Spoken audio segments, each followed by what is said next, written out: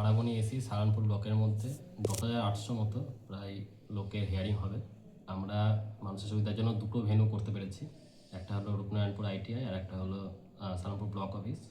Rupnarayanpur ITI Chittaranjan, Hindustan cables এবং জিতপুর উত্তরামপুরের যে নিবাসীরা রয়েছেন ওনাদের হিয়ারিং ওখানে হবে।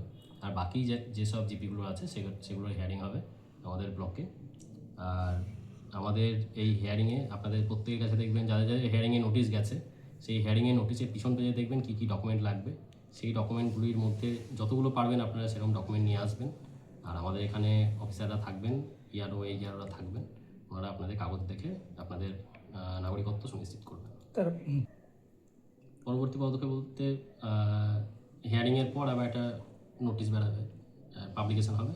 সেই পাবলিকেশনে যারা যারা হিয়ারিংয়ে আসবেন, উপস্থিত থাকবেন, ঠিকঠাক ডকুমেন্ট দেবেন, তাদের নাম থাকবে। 9 নম্বর বুথে 93 জনের নাম, 93 জনকে হিয়ারিংয়ে রাখা হয়েছে। এটা কি ভিডিও ঠিক